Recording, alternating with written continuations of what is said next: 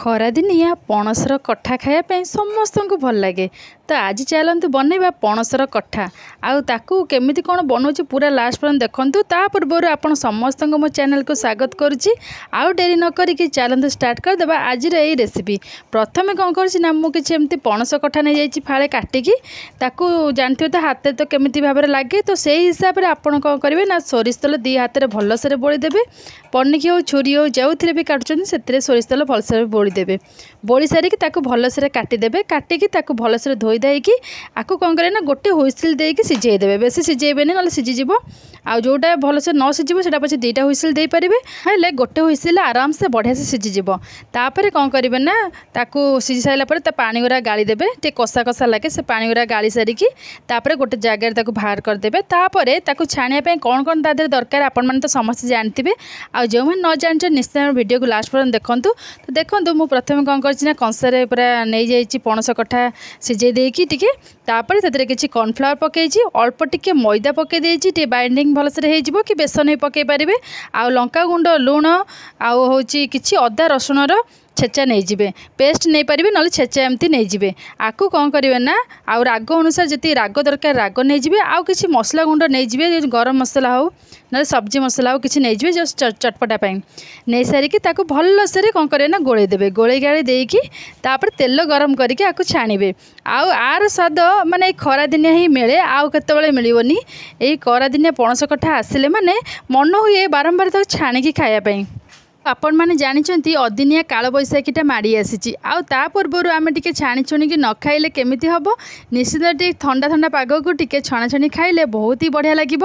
ଆଉ ପଣସ କଠା ଖାସ୍ କରିକି ଏଇ ଦିନରେ ଛଣାଛଣି କରି ଖାଇଲେ ବହୁତ ହି ଭଲ ଲାଗିବ। ପଣସ କଠାକୁ ଭଲସେ ଗୋଳେଇ ଗାଳି ଦେଲି। ତାପରେ କ'ଣ କରିଛି ନା ଗୋଟେ କଢ଼େଇରେ ତେଲ ଗରମ କରି ସେ ଭଲସେ ତାତିଗଲା ପରେ ଅଳ୍ପ ଜାଳ ଦେଇ ତାକୁ କ'ଣ କରିବେ ନା ସବୁ ଅଳ୍ପ ଅଳ୍ପ କରି ତାକୁ ଛାଣିବେ। ଜମା ବେଶୀ ଜାଳ ଦେବେନି, ଜଲ୍ଦି ଜଲ୍ଦି ସିନା ଉପର ନାଲି ହେଇଯିବ କିନ୍ତୁ ଭିତର ଭଲସେ ହେଇନଥିବ। ତ କ'ଣ କରିବେ ନା ଆସ୍ତେ ଆସ୍ତେ ଜାଳ ଦେଇକି ତାକୁ ଏପଟ ସେପଟ କରି ନାଲି ନାଲି କରି ଛାଣିଦେବେ। ଆଉ ତାପରେ ଖାଇକି ତା ସ୍ୱାଦ ଦେଖିବେ କେମିତି ଲାଗୁଛି।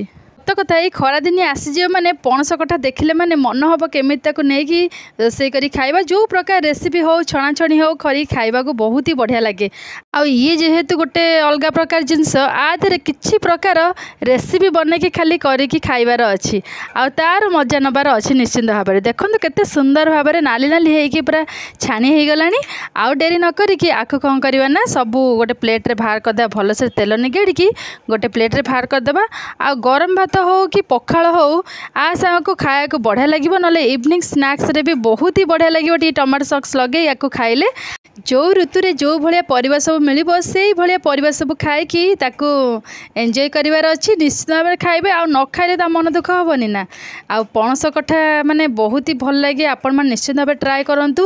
ଆଉ ଯିଏ ନ ଖାଇଛନ୍ତି ବି ୟାକୁ ଖାଆନ୍ତୁ। ଆଉ କେତେ ପ୍ରକାର ରେସିପି ଆ ଦେହରେ ବନେଇକି ଖାଉଛନ୍ତି, କେତେ ସୁନ୍ଦର ହେଇଛି ଦେଖନ୍ତୁ। ପୁରା ରେଡ୍ ରେଡ୍ କଲର୍ ହେଇକି ବଢ଼ିଆସରେ ବନିଯାଇଛି। ଆଉ ବଢ଼ିଆସରେ ବି ସିଝି ଯାଇଛି। ଯେହେତୁ ମୁଁ ୟାକୁ ଗୋଟେ ହୁଇସିଲ୍ ଦେଇକି ଆଗରୁ ସିଝେଇ ଦେଇଥିଲି ତ ସେ ତେଲରେ ଛଣା ହେଲେ ଆଉ ଟିକେ ଟିକେ ସିଝିବ ଆଉ ବଢ଼ିଆସରେ ହେଇଯିବ। ଯଦି ବେଶୀ ସିଝେଇ ଦେବେ ସେ ବେଶୀ ଛତୁ ହେଇଗଲେ ମାନେ ଖାଇବାକୁ ଭଲ ଲାଗିବନି।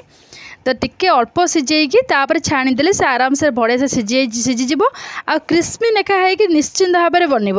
ଆପଣମାନେ ଟ୍ରାଏ କରନ୍ତୁ, ଖାଆନ୍ତୁ, ଆଉ ସମସ୍ତଙ୍କୁ ଖାଇବାକୁ ଦିଅନ୍ତୁ ଏମିତି। ଆଉ ଦେଖନ୍ତୁ ମୋର ତ ଖରାବେଳରେ ୟାକୁ ବନେଇଥିଲି ତ ସେଥିଲାଗି ଭାତ ଟିକେ ଡାଲମା କରିଛି। ଆଉ କିଛି ପଣସ କଠା ଛାଣିକି ନେଇଯାଇଛି। ତାପରେ କାକୁଡ଼ି ଏମିତି ସବୁ କିଛି ନେଇକି ୟାକୁ ଏନ୍ଜୟ କରିଛି। ଆପଣମାନଙ୍କୁ ମୋ ରେସିପି ସବୁ କେମିତି ଲାଗୁଛି ନିଶ୍ଚିନ୍ତ ଭାବରେ କମେଣ୍ଟସ୍ କରି କୁହନ୍ତୁ। ଆଉ ଭଲ ଲାଗିଲେ ଲାଇକ୍, ସେୟାର ଆଣ୍ଡ ସବସ୍କ୍ରାଇବ୍ କରିଦିଅନ୍ତୁ। ଆଉ ମୋ ଚ୍ୟାନେଲରେ ଏମିତି ବନେଇକି ରୁହନ୍ତୁ। ମୁଁ ଏମିତି ଗୋଟେ ନୂଆ ନୂଆ ରେସିପି ନେଇ ଆପଣମାନଙ୍କ ପାଖକୁ ଆସିବି। ଆଉ ବହୁତ ଇଜି, ବହୁତ ହି ସହଜ ପ୍ରଣାଳୀରେ, କିଛି ବେଶୀ ମସଲା ତେଲ ମସଲାରେ ନୁହେଁ। ଆପଣମାନେ ନିଶ୍ଚିନ୍ତ ଭାବେ ମୋ ଚ୍ୟାନେଲକୁ ସବସ୍କ୍ରାଇବ୍ କରିଦିଅନ୍ତୁ। ଆଉ ଲାଷ୍ଟ ପର୍ଯ୍ୟନ୍ତ ମୋ ଭିଡ଼ିଓ ଦେଖନ୍ତୁ। ଆଉ ଏଇ ରେସିପି ପାଇଁ ଗୋଟେ କମେଣ୍ଟସ୍ ତ ନିଶ୍ଚିନ୍ତ ଭାବରେ। ତ ଆଜି ପାଇଁ ଏତିକି, ରହୁଛି। ଜୟ ଜଗନ୍ନାଥ।